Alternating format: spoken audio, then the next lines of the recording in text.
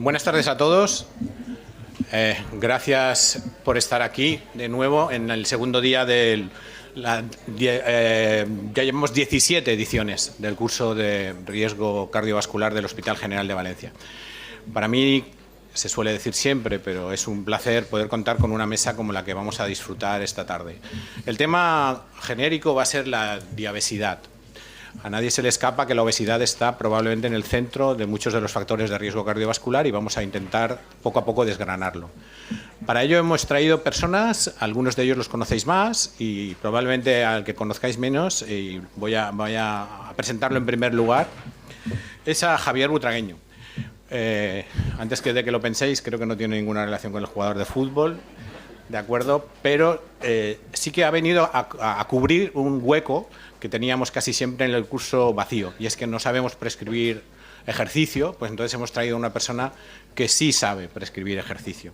Javier Butragueño es doctor en Ciencias de Actividad Física y Deporte y nos dará su visión específica sobre este tema. Y luego los demás pues son debutantes, el doctor Gorriz, que lo conocéis, promete, yo creo que es una joven promesa de la nefrología valenciana. Bueno, disculpadme los que estáis viendo online, es el jefe de servicio del Hospital Clínico de Valencia y una persona con una contrastada vida tanto clínica como también de investigación. El doctor Morillas, Carlos Morillas, que bueno, los que estuvisteis ayer pues también pudisteis escucharle y que le conocéis las personas que estáis aquí, es el jefe de servicio de endocrinología del Hospital Dr. Peset de Valencia y también es una persona que se lleva bien, así como hay gente que susurra a los caballos, él susurra a los cardiólogos e incluso le hacen caso de vez en cuando. Y luego Vicente Pascual, que es una persona que organiza también un magnífico curso de lípidos en Castellón, y que nos da la visión del riesgo cardiovascular desde la óptica de atención primaria, que para nosotros es absolutamente esencial. Y sin más, vamos a comenzar.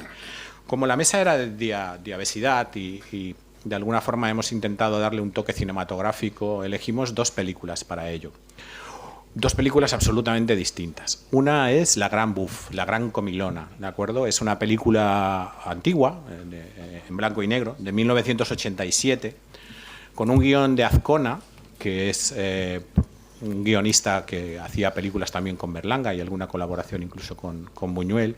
Es una película muy ácida en la que cuatro amigos se reúnen con el sano propósito de suicidarse comiendo las cosas más deliciosas que la gastronomía les pueda ofrecer.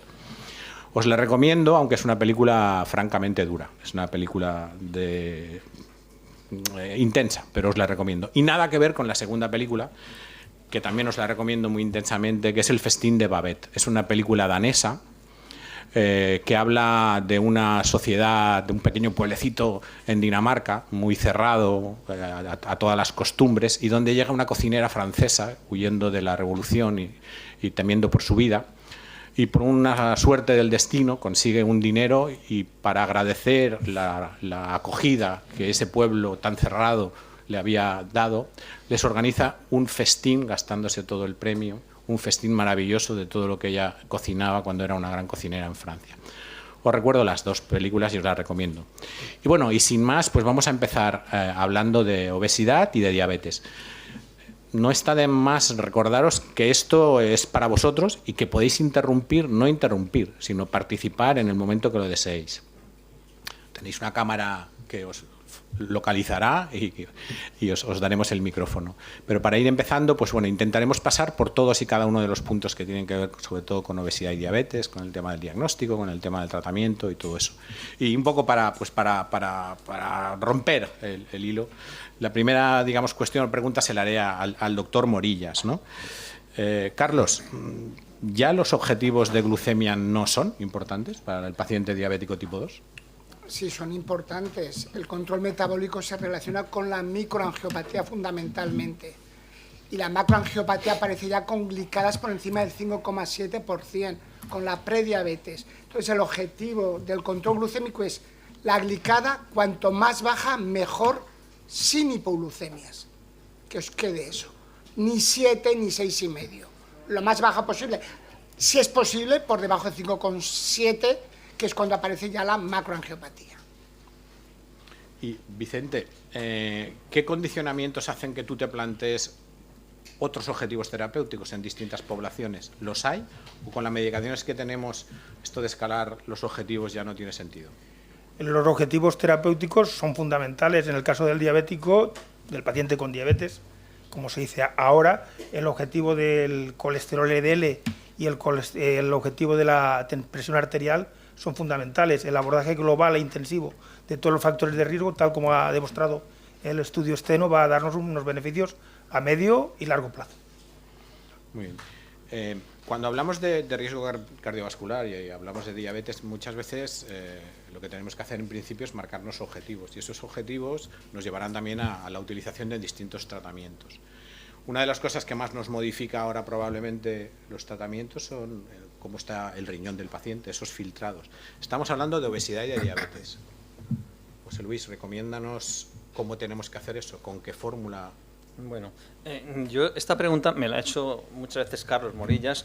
Yo creo que van a pasar unos cuantos años hasta que pueda responderla correctamente. No tenemos tanto tiempo. Tengo un reloj de 1 minuto y uno de 3. No, la voy a responder en 30 segundos, pero cada año me la vais a hacer y no sé si vamos a darle la respuesta. Lo que sí que es verdad que el riñón, y yo os lo digo a los estudiantes, el riñón matiza el pronóstico de cualquier enfermedad cardiovascular. Cuando el paciente tiene una afectación renal manifestada, ya sea por albuminuria o por disminución del filtrado, o peor, por ambas, eso va a matizar el pronóstico. Yo le diría, por ejemplo, ¿cuántos de vosotros esta mañana habéis visto menos de 10 pacientes? Levante la mano. El otro, venga. Uno, me levantó un forense me levantó el otro día la mano.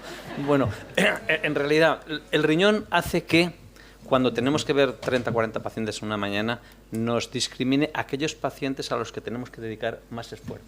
Un paciente que llega, un diabético, no diabético, un obeso con albuminuria, a este paciente hay que dedicarle más tiempo que a uno que llega sin albuminuria, porque va a matizar el pronóstico y vamos a hacer que nuestras actitudes sean más eficientes. Entonces, respecto a la medición de función renal, los documentos de consenso, tanto las que digo o los documentos nacionales, el 2008, 2014 y el que acabamos de publicar, que os lo recomiendo, que es el documento de consenso firmado por 10 sociedades científicas, manejo de la enfermedad renal crónica, detección, etcétera.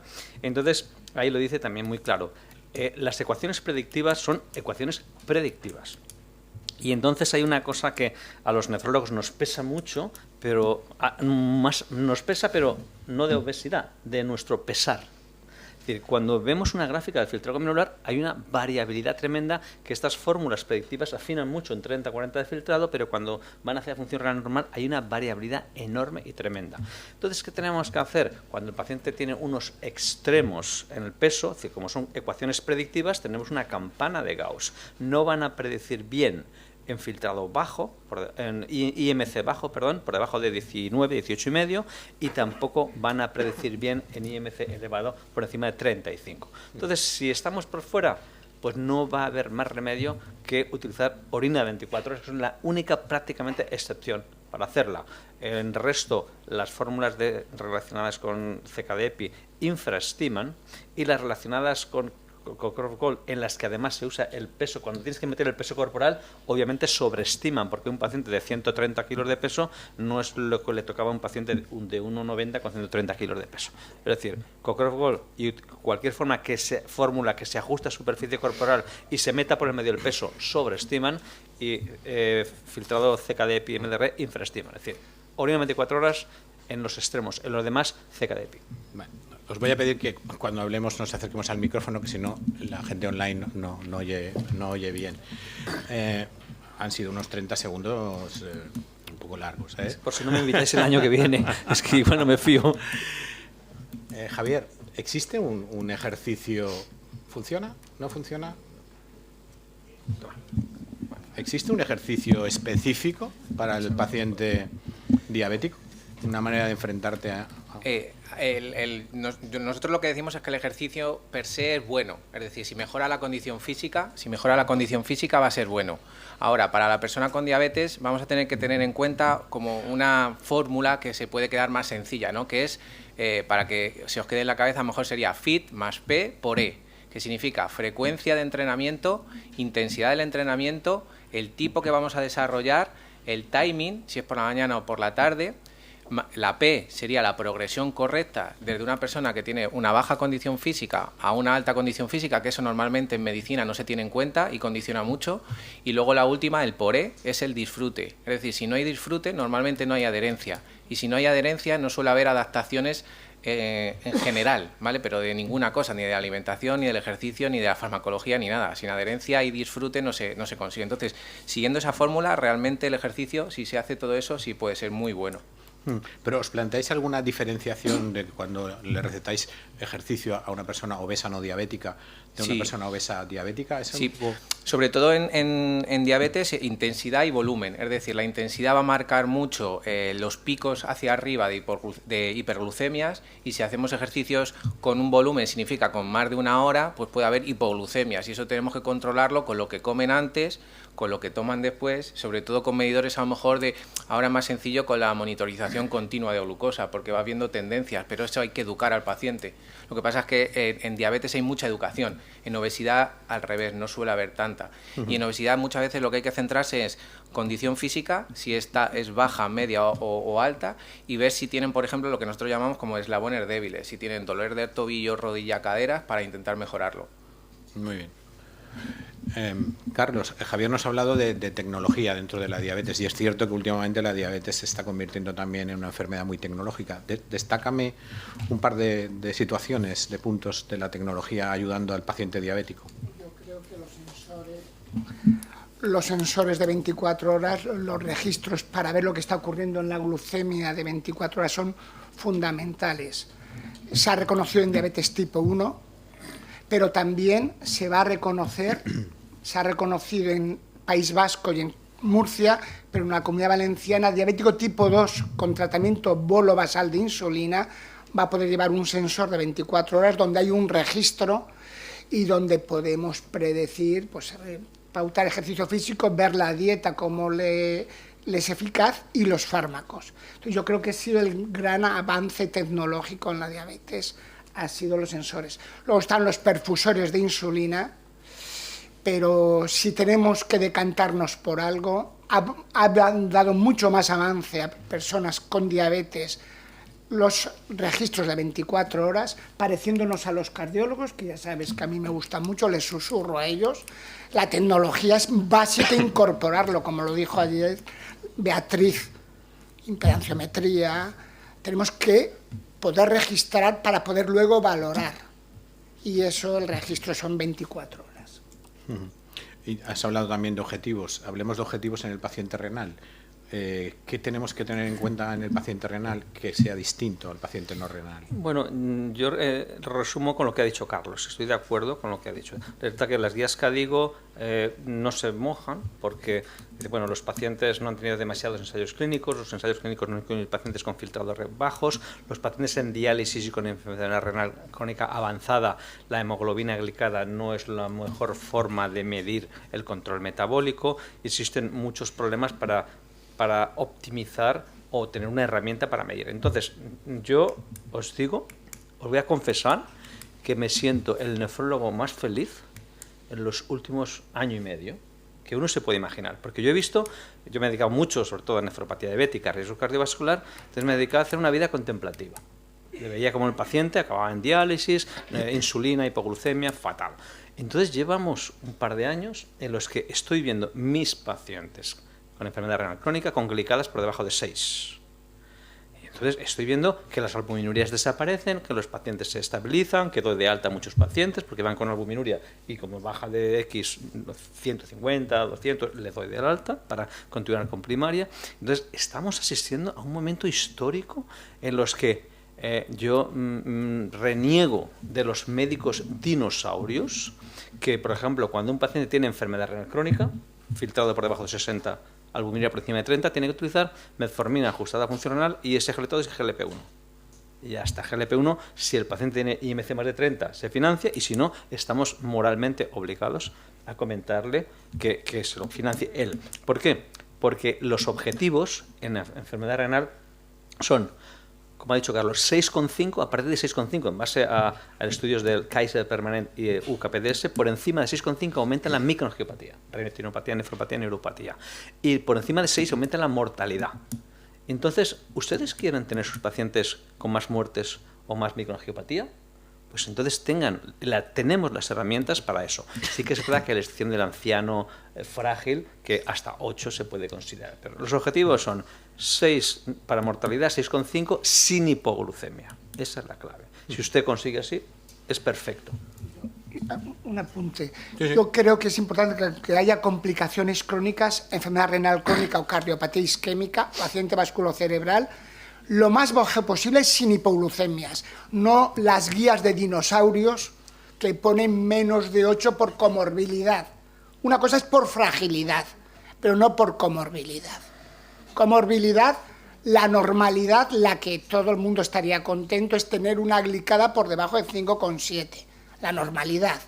Entonces, no es que tiene, ve el doctor Gorriz, 1,7, con 4, está bien, no está bien. Estaría bien si va con un bolo basal de insulina, donde me va a venir muy bien el sensor de 24 horas para prevenir hipoglucemias. Si no, lo más baja posible sin hipoglucemias. Aquí a nosotros nos interesa el riñón, no me va a pasar.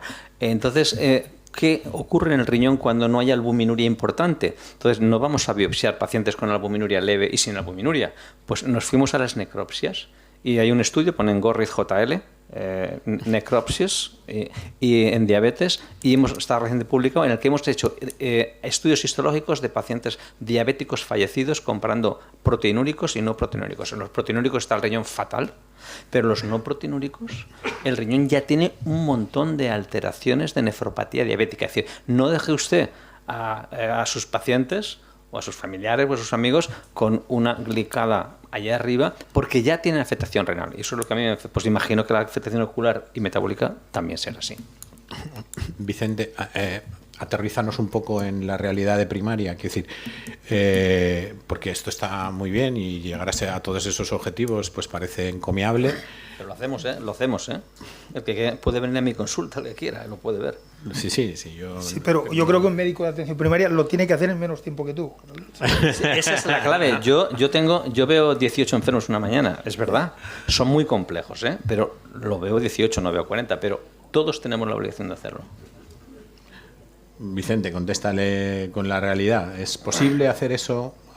Ayer nos hablaron de cómo debería ser la primaria perfecta. La primaria perfecta no existe y desafortunadamente no existirá en un plazo corto, ¿no? Porque en fin, los medios que tenemos son limitados.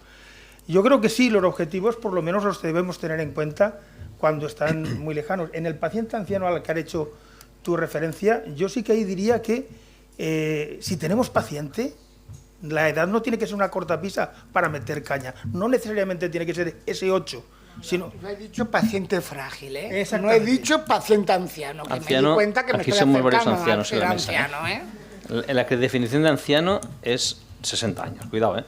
Según lo dicen los libros. Lo que dicen los libros. Pero usted y yo somos ancianos ya. Por eso, No. hay que ir frágil. Bueno, yo lo que diría que los objetivos sí los debemos de tener en cuenta para ajustarnos al tratamiento. Para las complicaciones microangiopáticas, fundamentalmente la glicada, y las macroangiopáticas, el control del LDL, que tiene que ser muy estricto, y el control de la presión arterial.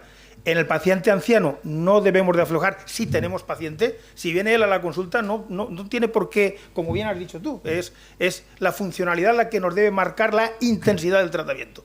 Si hay paciente, a por él. Muy bien. Un ligero cambio de tercio y una pregunta que os lanzo un poco a todos, y sobre todo para ver si estuvisteis atentos ayer que nos lo explicaron. ¿Cómo definiríais vosotros la obesidad? ¿Cuándo decís que un paciente vuestro es obeso? ¿Cuándo lo ponéis en juicio diagnóstico? Bueno, eso es índice de masa corporal por encima de 30, ¿no? Eso es lo que dicen todos los libros, ¿no? Uh-huh. Y en los niños el percentil por encima de 95, ¿no? ¿Es eso? Eso es lo que dicen los libros, ¿no? Yo lo que quizá buscaría ese paciente con sobrepeso en el que luego desarrollará enfermedades metabólicas o que ya tiene un síndrome metabólico, y quizá ahí la base sustantiva de tantas enfermedades cardiovasculares o renales, pues tenemos el sobrepeso y la obesidad, y una intervención precoz seguro que nos va a dar resultados a medio plazo. También es muy importante la medición del la medición de la cintura. Acércate. La medición de la cintura aporta muchísima información en el diabético tipo 2, la distribución centrípeta de la grasa. Si alguien tiene, pues ya lo sabéis, 102, un varón, pero ideal, a partir de 94 ya sería problemática, y en las mujeres 88, pero no os pongáis contentas, a partir de 80 también hay problemas. Entonces, 80 en las mujeres, 94 en los varones. Y si pudiese ser, lo que comentó Beatriz ayer, una impedanciometría, porque el exceso de peso no es porque retengo líquidos, es porque retiene grasa. Y es valorar la grasa, ese exceso de pasa que sea por grasa. ¿Y cómo se puede valorar? Con una impedanciometría. Y sería mayor de 25% en el varón, mayor de 35% en la mujer. Los que tienen peso donde se calcula la impedanciometría también nos daría muchísima información, porque si tenemos al lado un gran, aunque no sea pariente butragueño, es un gran preparador físico, entonces si hace ejercicio puede no perder mucho peso, pero perder masa grasa, no ser un obeso sarcopénico. Entonces es muy importante valorar porcentaje de grasa corporal. Yo, si me permites, al hilo de lo que has comentado, yo diría que la medida del perímetro de cintura debiera ser incorporada en la atención primaria en cualquier contacto que hagamos con nuestros pacientes con factores de riesgo cardiovascular. De hecho, las guías te hablan que es un factor clínico que habría que medir. A nosotros nos vienen normalmente derivados de vosotros si nos deriváis. Entonces, nosotros una de las cosas que yo sí que he visto es el tema del IMC. Nosotros intentamos medirlo por DEXA o por bioimpedancia, si es que se puede, y también es muy importante medir la condición física. Lo que pasa es que vosotros no podéis hacerlo con el tiempo que tenéis, entonces tenéis que empezar a confiar en centros especializados en este tipo de patología, o diabetes o obesidad. Entonces, nosotros hemos visto mucha diferencia entre la persona que tiene, por ejemplo, una baja condición física, un consumo de oxígeno por debajo de 25 mililitros por minuto por kilogramo de peso, o a nivel de generar fuerza y potencia, ¿vale? Muchas veces se habla de obesidad sarcopénica y nosotros intentamos también dar la visión de una obesidad dinapénica, es decir, que primero se pierde fuerza y luego se empieza a perder masa muscular. Lo que pasa es que también estamos viendo que ahora con la farmacología sí que se pierde masa muscular y de manera transversal se puede incluso perder fuerza. Entonces, el papel del entrenamiento de fuerza va a ser fundamental. Y en la persona frágil, que puede haber también personas con obesidad frágiles, que son muy sedentarias desde hace muchos años, nosotros siempre metemos una pregunta: ¿desde cuándo considera usted que ha tenido un exceso de peso? Porque el tiempo es determinante para la condición, ¿vale? La condición física, y si ha practicado ejercicio o no. Entonces eso va a ser fundamental para valorar también cómo responde el tejido adiposo o el tejido muscular. Es decir, el ejercicio se ha visto que, independientemente de la pérdida de peso, mejora la remodelación del tejido adiposo. Es decir, mejora la capilarización, mejora los procesos inflamatorios, mejora los procesos metabólicos. Por lo tanto, hay que saber si está en baja condición física o en alta condición física, y eso no se está midiendo a día de hoy. Javier, me gustaría, no obstante, que bajáramos un poco a lo que es el día a día, ¿no? Es decir, tú te enfrentas igual a un paciente con sobrepeso que a un paciente obeso. ¿Debemos decirle al paciente cuál es su peso ideal y, por tanto, cuántos kilos tiene que perder? ¿Eso es motivante? ¿Eso es desmotivante? A ver, la vida real, el problema es un tema social. Es decir, una persona de 130 kilos que pierde 30 es un éxito rotundo, pero socialmente no. Es decir, sigue siendo una persona con un exceso de peso, que se lo dicen, de hecho. Yo sigo diciendo que nosotros en la vida real intentamos educar a la persona para que mejore su condición física. Siempre que mejore su condición física va a mejorar la calidad. Siempre que mejore la tolerancia al ejercicio va a mejorar percepciones de dolor o sensaciones de calidad de vida. Y se ha visto en cuestionarios o incluso en personas muy frágiles, se ha visto que en el momento que trabajan algo de potencia y pueden moverse más, mejoran calidad de vida y sensación de dolor. Y eso ya es un paso enorme. ¿Y cómo te enfrentas a la gente que dice que no puede hacer ningún tipo de ejercicio porque tiene mucho dolor? Esa gente que dice que prácticamente no puede andar, que no puede puede pasar. hacer... Es decir, nosotros hemos tenido gente que anda una media de 1000 pasos. Entonces, claro, cuando leen que tienen que hacer 10.000, para ellos es un reto que se multiplica por 20. Entonces, lo que hay que hacer es entender que no hace falta hacer 10.000, que esas personas con mejorar de un 2 a un 5% semanal incluso, que son unos 200 pasos a lo mejor al día, un poco de movimiento, en cuestión de 3 meses están mejorando el 50%. Entonces, hay que hacer microobjetivos que hagan que esa persona se empodere y entienda que es capaz de poder hacer cosas. Y luego, yo siempre digo, este ejercicio, que es una contracción muscular, no hace falta, o sea, tiene un nivel de fatiga muy bajo y hay que buscar esos ejercicios, niveles de fatiga muy bajos con cargas bajas al principio y luego ir subiendo. Esa es la progresión. Y cuando hacemos la dicotomía esta de ejercicio aeróbico y ejercicio anaeróbico, eso para la gente, por ejemplo, mayor, ¿qué le deberíamos recomendar? Pues está muy bien recomendar el tai chi a una mujer de Alboraya de 87 años, pero no sé si es... Yo digo que hay que convencer a la gente que, por ejemplo, una persona de 140 kilos con baja condición física, que anda 1000 pasos, no le puedo pedir que ande, o sea, que empezar a trabajar de manera aeróbica. Prefiero trabajar la fuerza porque va a tener que mover 130 o 120 si utiliza farmacología. Y luego en personas también con diabetes se ha visto que mejora la hemoglobina glicosilada, que mejora los valores de grasa visceral, que mejora la potencia para poder moverse. Entonces, lo que tenemos que conseguir es que se mueva y que le guste. Entonces, eso también es otro componente, la adherencia, que es el que cuesta mucho. Ahora, yo digo que cuesta porque está muy pendiente de la pérdida de peso, pero como ahora es, entre comillas, más sencillo, pues va a haber un cambio de paradigma. Solo nos vamos a tener que centrar en que se pueda mover muy bien. Y luego, el consumo de oxígeno, que ahora mismo en nuestro ámbito se ha como desviado un poco, creo que es un error. Porque si el oxígeno posiblemente yo digo que es uno de los nutrientes más importantes para hacer todos los procesos moleculares que hay en el cuerpo. O sea que eso no nos podemos olvidar de ello. Muy bien. Carlos, ahora farmacológicamente podemos ya ayudar a nuestros pacientes para que pierdan peso, ¿o solo la cirugía metabólica es la solución?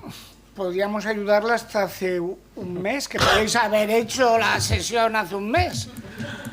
Ahora estamos con muchos problemas. Cuando tenemos una solución farmacológica eficaz, pues hay problemas. Es que los obesos son la oveja negra de la sanidad.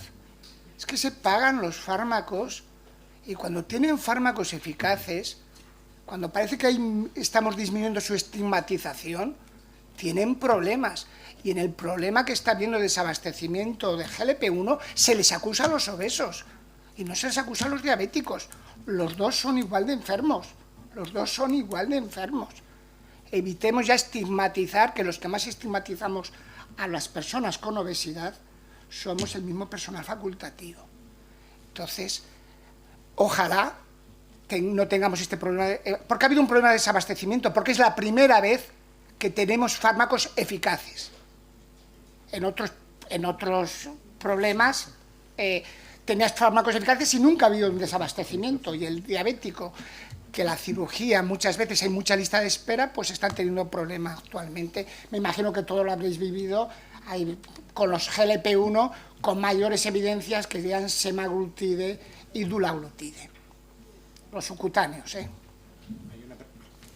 Hay una pregunta aquí del público. El micrófono. Ahora te acercan el micrófono. Mientras viene el micrófono, yo quería comentar que ahora liraglutide sí que no hay problemas de abastecimiento. El problema lo tenemos con semaglutide, con los fármacos que utilizamos. No, la indicación la tiene hoy por hoy liraglutide, aunque el semaglutide ha demostrado beneficios, pero no tiene la indicación todavía aprobada. Liraglutide, ha habido algún problema con el tratamiento de la obesidad, no el de la diabetes. Ha habido algún problema con el de 5 bolígrafos de 3 con el Saxenda, es decir, el fármaco que está reconocido en España para el tratamiento de la obesidad. No tanto como semaglutide, pero también está habiendo algún pequeño problema con el de 5 bolígrafos, no con el de 3. La pregunta. Yo quería discrepar con el doctor Morillas. Muy bien, se respeta la discrepancia. Vamos a ver, lo primero que vaya por delante, pienso que el desabastecimiento de las plumas, vamos a ver, pienso que es una estrategia comercial de las casas y lo digo aquí, ¿vale? Segunda, vamos a ver, no creo que, o sea, lo de por qué se le echa la culpa a los obesos y no a los diabéticos de que no hayan plumas. Yo siempre he sido de las que nunca lo he dado si no estaba en ficha técnica, ¿vale? Para la obesidad. Respeto a quien lo haya querido dar. Pero sí que es verdad que, vamos a ver, pienso que a lo mejor va por, a la hora de priorizar, ¿vale? Pienso que hay que tratar antes a un diabético obeso que a un paciente que es obeso y no es diabético. No es que no haya que tratar al obeso, también, y también tiene el mismo derecho, y para mí que estuviera financiado para todo el mundo. Pero si tengo que elegir y tengo que priorizar porque no hay para todos, yo haría antes al paciente diabético obeso, ¿vale? Y luego la otra. El diabético obeso, un momento, el diabético obeso tiene una alternativa que es el semaglutide oral y tiene el liraglutide. Pero vamos a ver, la semaglutida oral en cuanto vamos a ver, cuanto a riesgo cardiovascular, no podemos hablar, o sea, estamos hablando de pacientes que sobre todo estamos tratando con esos fármacos, aparte de porque pierdan peso, ¿vale? Porque se mueren de eventos cardiovasculares. Y nuestro objetivo es que disminuya. La sema oral no lo ha demostrado. No. A día de hoy no la demostrado. Exactamente, con lo cual... Están en marcha los estudios. Cuando estén, pero de momento no está, ¿vale? Con lo cual, de momento es la sema subcutánea. Entonces, en cuanto a lo que estaba diciendo, yo ahora mismo, por ejemplo, la estrategia que sigo yo doy la lira. Ahora, como no puedo dar dula, no puedo dar sema, doy lira. Liraglutida la de toda la vida, la lira de 1,6, 1,8 y... Pero 1,8 lira vale 210 euros al mes, mientras que sema, el oral y el subcutáneo, son 134 euros claro. al mes.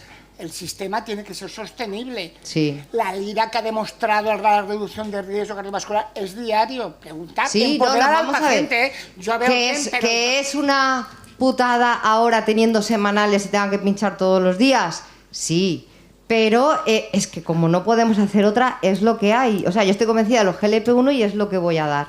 Entonces, si tiene que ser todos los días, pues de momento todos los días hasta que volvamos a tener semanal. Y luego una cosa que quería preguntarte. Cuando damos la lira para el tratamiento de la obesidad, la lira de 3, ¿cuánto tiempo recomiendas tú que estén poniéndosela? O sea, ¿cuánto tiempo? Oí que 6 meses hasta que cojan un hábito de vida. Es una enfermedad crónica y aunque los ensayos actualmente ya hay tratamientos de continuidad, como enfermedad crónica no se ha llegado al sprint, se ha llegado entonces el tratamiento de la obesidad, si la reconocemos como una enfermedad crónica, es hasta que haya algo mejor. Entonces, una persona que tratamos la obesidad con la lira de 3, ¿es para siempre la lira de 3? Si la tratas con la lira de 3, yo sí que la trato para siempre. Yo no la trato siempre con la lira de 3. Todo el mundo pero es un tratamiento crónico. Yo le digo a los pacientes, ¿hasta cuándo este fármaco, doctor Morillas? Hasta que haya algo mejor. Por desgracia, el sistema público no lo financia. Se lo tiene que financiar usted. ¿Cuál limitará el tiempo de tratamiento? Su disponibilidad económica y sus efectos secundarios. Pero el que tolera 1,2 de liraglutide, si vas poquito a poco, progresando, tolera 3 miligramos. Yo 3 miligramos de liraglutide, mujeres infértiles con obesidad, lo manejo muchísimo. La mayoría lo toleran. Es cuestión de prioridad. Es así que se lo toman hasta que se quedan embarazadas. ¿Y si consiguen objetivos de peso? ¿Sigues con la lira? O sea, me refiero, yo por ejemplo me lo había planteado para coger, o sea, el acostumbrar a unos hábitos de vida saludables. O sea, ayudarles al principio, pérdida de peso, aumento de movilidad, que se acostumbren a hacer ejercicio, que se acostumbren a unos hábitos dietéticos porque les es más fácil, no les llama tanto la atención.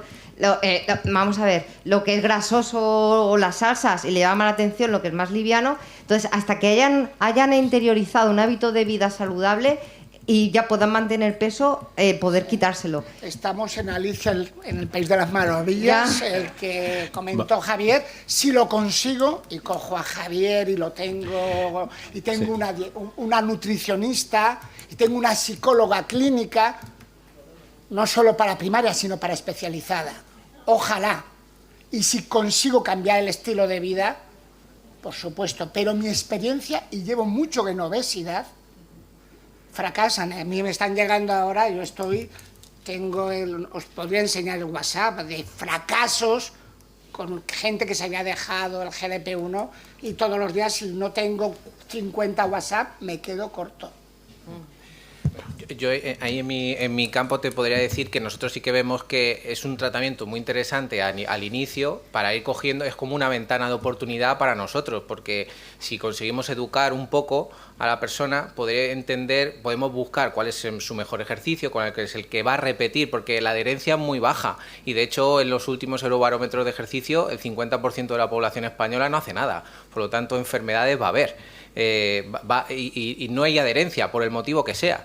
Entonces, mantenerlo, yo te diría que, y por lo menos que prescribierais a centros amigos o conocidos que trabajasen bien como vosotros creéis, porque sí se puede conseguir mantener o por lo menos reducir, ¿no? esa parte. Pero es decir, nosotros en proyectos de pérdida de peso hemos visto que perdían a lo mejor 12, 13 kilos y a los 3 años volvían a recuperar, porque si no se han cambiado esos hábitos, si ese ejercicio no se ha mantenido en el tiempo, y ese es el problema, que la vida te da un problema y dejas el ejercicio. Entonces vuelves otra vez al ciclo. Entonces a lo mejor hay muchos ciclos a lo largo del paciente, o lo que yo veo en mi día a día. Bueno, un poco... no me gusta a mí participar, puesto que soy el moderador, pero la obesidad no deja de ser un factor de riesgo cardiovascular que se trata mientras existe y se deja de tratar cuando deja de existir. Y si vuelve a aparecer, pues se vuelve a tratar. Cuando vuelve a aparecer la obesidad, probablemente aparezcan otros factores de riesgo. Carlos, tú tienes mucha experiencia con la gente en cirugía bariátrica. Cuando alguien lo intervienes de cirugía bariátrica, ¿qué ocurre con la cantidad de tratamientos que lleva? Pues que se resuelve, está claro. El mejor tratamiento que había hasta ahora era la cirugía bariátrica o la cirugía metabólica. Si tú consigues mantenerlo, y resultados a 18 años vista, gracias a esa cirugía bariátrica se han descubierto las incretinas intestinales y muchas hormonas gastrointestinales que actúan inhibiendo el apetito, y gracias a esa cirugía hemos abierto una terapia farmacológica que está siendo eficaz en el tratamiento de la obesidad. Yo no estoy con Juanjo. Cuando un diabético tipo 2 crónico va bien con un fármaco, no lo mantenemos si lleva un SGLT2, aunque se haya resuelto la glicada, esa que hemos hablado de 5,7, que ya no es diabético en teoría, tiene 5,2 de glicada. Que nefrólogos, que lo mantenemos, no el tratamiento, por el beneficio cardiovascular de ese tratamiento. Está en remisión, pero no está en curación ni la diabetes ni la obesidad. Está en remisión. Ya quisiese yo curar a los obesos. Pues todas las semanas me vienen a mi gente y yo cuando llevan 2 años sin venir digo, Carlos, doctor Morillas, ya hay 2 pacientes, digo, han recuperado por lo menos bastantes kilos de los que perdieron. Han dejado de venir mientras han estado bien, pero me vuelven. Si todo el mundo vuelve luego, es a día de hoy. Pero bueno, eso es un fracaso, ¿no? También por nuestra parte. Yo lo veo como un fracaso. Sé que el tema es... Nos hacen un par de preguntas, se las voy a dirigir también al doctor Morillas porque van... doctor Morillas, las vitaminas me engordan. Bueno, por suerte son micronutrientes, no engordan. Lo que pasa es que el que toma muchas vitaminas tiene mucha ansiedad y lo que engorda son los alimentos de macronutrientes que son ansiolíticos, sobre todo los hidratos de carbono refinados, que es casi mejor ansiolítico que una benzodiazepina. Eso es lo que les engorda. La misma persona me dice, pero me engordan más aún los nervios. Por lo mismo, no es que le engorden los nervios, lo que le engorda es su situación. La pandemia no ha engordado los nervios. La pandemia ha engordado el alcohol que se ha bebido y los hidratos de carbono que se han comido refinados. El doctor Morillas... Y la falta de ejercicio físico, que como nos tenían en confinamiento, alcohol y dulce. Cara, Pregunta. hay una pregunta del público. Sí. ¿Nos podrías hablar un poco del índice OMA y de la importancia que pueda tener? Sí. No se te escucha. Ha preguntado el índice OMA, ¿no? Está la resistencia a la insulina, es decir, la hormona que más relacionamos con la obesidad no es la hormona tiroidea. Siempre queremos culpar a la obesidad al tiroides. El tiroides te dará que no, estás con astenia, y muchas de vosotras, que aquí hay muchas mujeres, habéis aprobado el MIR y oposiciones en pleno hipotiroidismo. Es decir, que tiráis del hipotiroidismo con poquitos kilos. Entonces, que la genética sí que hay gente que tiene insulinemias elevadas, la podéis pedir en algunos departamentos de primaria, y alguien que tiene una insulina elevada, sobre todo los niños, que vemos insulinemias, mejor que el HOMA. El HOMA es una relación con la glucemia y hablamos de más de 3, que ya aparece la resistencia a la insulina. A mí me gusta hacer las cosas prácticas. Insulinemia, una insulinemia mayor de 12, sin haber comido el niño esa mañana, que como tiene nervios, ese niño se toma a la mañana un pastelito y me viene con una insulina de 45, digo, pero ¿tú cómo tienes 45? Digo a la mamá, salte de la consulta. ¿Qué has hecho? ¿Que no se lo decía a tu mamá? Que me he comido el bollito que tengo ahí en la consulta. Es decir, no era una insulinemia de ayunas, que sí que tiene que ser 12 horas de ayuno, pero una insulina de ayunas, 12 y más de 10, el que tenga más de 10 en la sala, que piense que hay una genética de retención de energía, que puede un factor de crecimiento tumoral que puede a la larga tener pues la cáncer de mama, que se relaciona con la obesidad, tiene mucho con la insulinemia, un factor de crecimiento. Entonces, esa persona hay que ser más intervencionista. Yo engordo más que mi compañera, es verdad, o ese niño. Yo engordo más que mis amigos. Genéticamente estás condicionado, eso te lo ha dado la herencia a tus padres. Pues tienes que hacer más ejercicio físico, hay que insistir, hacer más ejercicio físico. Pero yo sí que en algún paciente que tengáis dudas de que va a tener problemas a la larga metabólicos y a la larga a lo mejor de otro tipo, en relación con algunos tipos de cáncer, hay que insistir. A ese niño hay que cuidarlo y a ese adulto hay que cuidarlo. ¿Cómo? Con estilo de vida, fundamentalmente estilo de vida. Yo sí que os lo digo, y la mayoría de los departamentos que estáis aquí podéis llegar a pedirlo si lo vais a hacerle para intentar modificar el estilo de vida de las personas. También puede dar problemas de fertilidad cuando hay una insulinemia elevada, porque disminuye la proteína transportadora de las hormonas sexuales, hay más hormona androgénica libre y hay más problemas de anovulación. Una mejora de esa infertilidad es bajar la insulinemia, como con estilo de vida y con metformina. Vale, os voy a pedir, tengo aquí el de 1 minuto, el de 3 minutos. No, pues no es el de 45 minutos. No, el de 45 minutos es el total de la mesa, o sea que no me enviéis el de abajo, miradme estos. Para acabar con el tema de la diabetes, Carlos y también Vicente, ¿cuál es ahora el candidato a la cirugía bariátrica con todos los? ¿En qué candidato ya directamente le decís, creo que debería usted ser remitido para valoración quirúrgica? Índice de masa corporal por encima de 35 o por encima de 30 con muchas comorbilidades. No sé si Carlos estará de acuerdo. Eso era lo clásico, pero mientras ahora disponemos de GLP-1 y con los biagonistas y los triagonistas que están ahí pidiendo, y esperemos que no con los problemas de abastecimiento que hemos tenido con los GLP-1, yo ahora me espero mucho más, soy mucho más prudente. Me invitaban a las charlas de cirugía bariátrica, ya no me invitan. Porque no lo veo.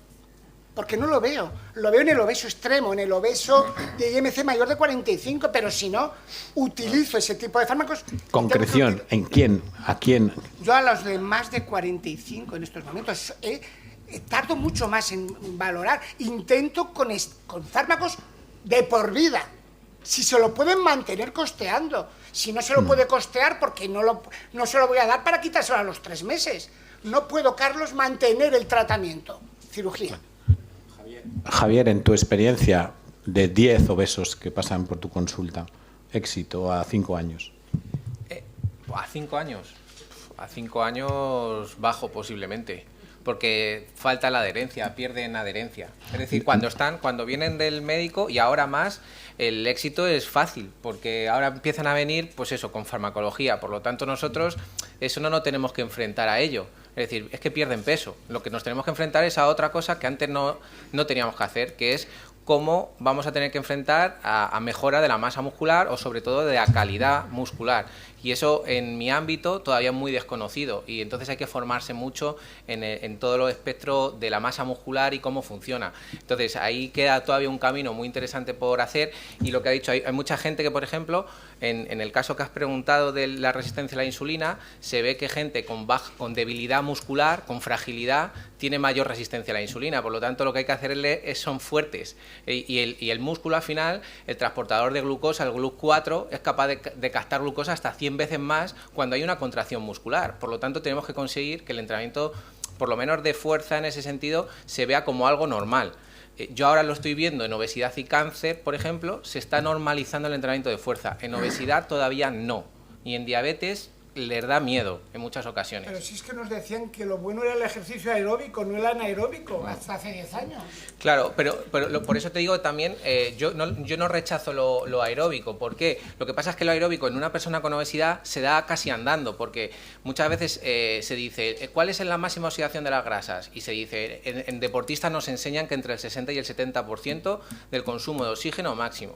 Pero en personas con obesidad no se hace, no es de esa manera. Al 40% del consumo de oxígeno pico, es decir, que nunca va a llegar al máximo porque no llegan, ya se empieza a dar esa máxima oxidación de grasas. ¿Cuándo se hace eso? Andando. Entonces, una recomendación que se puede hacer de atención primaria en diabéticos, por ejemplo, son los snacks de ejercicio. Salga usted a andar 15 minutos después de cada comida y con eso los índices de glucosa se equilibran.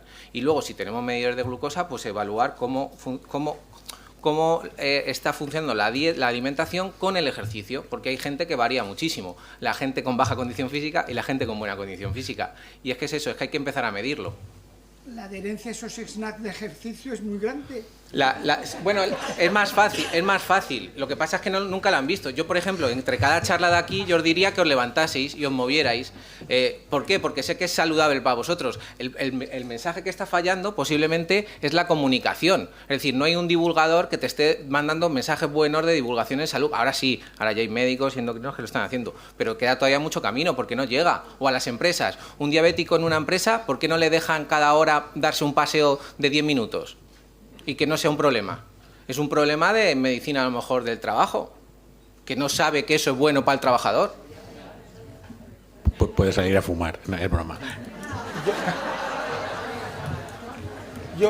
Yo por alusiones y cerrando un poco el tema de la cirugía metabólica que antes ha comentado Carlos, ¿no? La semana pasada se ha publicado un estudio con semaglutide, la dosis de 2,4 en pacientes obesos de 12 a 18 años. Índice de masa corporal al inicio 38, a las 68 semanas de tratamiento bajó a 31. Estos pudieran haber sido en su momento posibles candidatos a la cirugía bariátrica, cirugía metabólica, y al final del tratamiento, con el tratamiento con los GLP-1 inyectables, que disponíamos de ellos hasta que tenemos este lío ahora, pues han obtenido un resultado muy provechoso en el tratamiento de la obesidad con 2,4. Es un estudio muy interesante y que creo que es oportuno comentar. Una pregunta muy breve, Carlos, si me permite. Tú has visto mucha cirugía metabólica.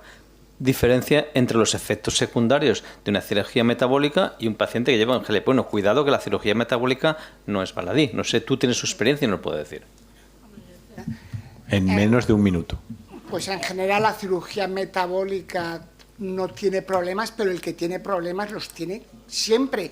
Puede haber bridas, puede haber problemas de obstrucción, puede haber problemas luego de adicciones, muchos problemas que yo con un GLP-1 a día de hoy, con biagonistas el año que viene, con triagonistas dentro de 2 años. Y si no les va bien, que les da náuseas, los retiro. Entonces yo creo... La cirugía bariátrica da problemas de por vida, los fármacos dan problemas mientras los lleve.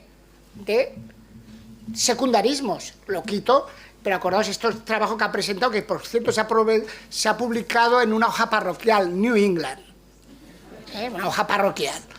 Pero que si se les quita a esos adolescentes, veremos qué ocurre en medio año. Que volverán a sus IMCs de 37, 38, por mucho que hagamos intervención de estilo de vida, que seguro que hay que hacerla, pero es que la farmacoterapia ayuda a la modificación del estilo de vida. Carlos, me tienes que prometer, mano derecha levantada, que me contestas en 30 segundos. Pregunta desde México. ¿Se puede perder peso sin pasar hambre? Pues que se administren estos pacientes adolescentes con 2,4 miligramos de semaglutide no pasaban hambre. pueden hacer ayunos intermitentes, pueden hacer... Porque la gran ventaja de los GLP-1 y de los biagonistas mejor luego es que no tengo hambre. Luego hay otras mejorías, pero desde el principio y con dosis elevadas, no con 1 miligramo, con dosis más elevadas de las que damos, no se pasa hambre. Segunda pregunta. A ver, ¿qué ponía? Recomiéndeme una dieta milagro. La haría yo. No sé si me están viendo, pero no tengo una dieta milagro, sino yo estaría pues como el doctor Gorri, que por cierto es porque hace mucho ejercicio. No es la base, una dieta milagro es acompañarla. Carlos, lo habías hecho perfecto en 10 segundos. No comer. No lo estropees. El truco es no comer. No hay Sí que hay que apuntar que la dieta mediterránea ha mostrado beneficios en reducción del riesgo cardiovascular. Este año se ha publicado el estudio CardioPrep y el brazo que recibió la dieta mediterránea con aceite de oliva virgen en relación a la dieta convencional que se daba, más restrictiva en grasa, mostró beneficios a nivel cardiovascular, en reducción de morbo y mortalidad cardiovascular, no para la obesidad. Pero seguían en el Predimed, seguían igual de gordos como cerdos ibéricos. Sí, pero vamos a ver. Es decir, saludable, pero no estaban delgados. Permíteme, Carlos. Cuidado la dieta mediterránea, el aceite de oliva, los frutos secos, súper saludable. Pero hay que limitarla, que la pongan a veces con... No, pero lo que consigues con ese plan dietético es que la morbimortalidad cardiovascular, aún con el mismo peso, se reduzca. Pues igual que el jamón ibérico y el jamón serrano. Veremos lo que para con el Predimed. Disculpa, prometo que el año que viene hablaremos toda una charla del obeso sano. O del obeso ibérico, como dicen por aquí. ¿De acuerdo? Nos preguntan, para Javier, si puedes dar algún recurso online que te merezca confianza para seguimiento de ejercicios. Pues... Más breve imposible. Es que ahora mismo todavía no hay una ley que proteja toda la parte de entrenamiento en online, ¿vale? Entonces, yo lo que sí que diría es que a la gente que lo va a hacer, que simplemente que el profesional, lo primero, que esté colegiado y que tenga experiencia en el tratamiento del exceso de peso o de la diabetes, y si puede ser que también se vea en su página si tienen relación con diferentes profesionales, si son psicólogos o endocrinos, para poder derivar. ¿Por qué? Porque si tienen analíticas sabes que van a poder hablar con un endocrino, si tienen un problema de alimentación saben que tienen dietistas, pero si no, si están, por ejemplo, dentro de la Sociedad Española del Estudio de la Obesidad o están en alguna web de como Teo, ¿no?, que se ha hecho de tu experto en obesidad, pues hombre, a lo mejor a eso te da más indicaciones de que tiene algo de conocimiento en eso. Pero ahora mismo, sobre todo en redes sociales, Instagram y eso es un caos y no hay una normativa. Se está trabajando, pero no hay una normativa y se ven aberraciones. Perfecto. 3 minutos. Sé que el doctor que el doctor Goriz es capaz de hacerlo.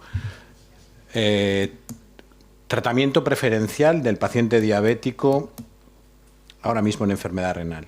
En 3 minutos. 3 minutos. Vale. Bueno, en este momento hay unos rotatorios que vienen a mi consulta, compañeros de primaria, y dicen, ostras, es que lo que tú dices, lo haces, ¿no? Entonces, es importante, ¿no? Y quizá si alguno de los que estáis aquí le podéis decir. A ver, en este momento, las guías dicen, el paciente con enfermedad renal diabética, albuminuria más de 30, filtrado menos de 60, este paciente es un paciente de muy alto riesgo y va a progresar. ¿Qué tenemos que hacer? Aparte de lo que habéis comentado aquí, dieta, pérdida de peso, medidas generales, primero, bloqueo del sistema renina-angiotensina, presión arterial 130-80, si es joven y tolera, con proteinuria 120-80. Primero, yo me enfado mucho cuando nos gastamos 800 euros en tolvaptan para poliquistosis y están las presiones por encima de 150-90. Sí, señores, a ver si alguien de aquí sale y mañana o estos meses es capaz de tener la ética moral de no dejar a sus pacientes con la presión arterial controlada. Eso no hay excusa. Primero. Segundo, fármacos para ese control hace falta bloqueo del sistema renina-angiotensina y diuréticos, en muchos casos, o dieta hiposódica. Y si no, tercer fármaco, si no, antialdosterónicos. Segundo, glucosa. Los ISGLT2 son fármacos que están de obligada prescripción porque el paciente con enfermedad renal diabética o enfermedad renal crónica de la diabetes, que llamamos ahora, es metformina ajustada a función renal, y SGLT2 en todos. Si no logras un control metabólico, GLP-1. Eso es obligatorio y sería inmoral, por lo menos no dar un ISGLT2. GLP-1 estamos esperando un estudio FLOW que puede confirmar o no si realmente tiene efecto de beneficio renal y el SOL cardiovascular con semaglutide oral.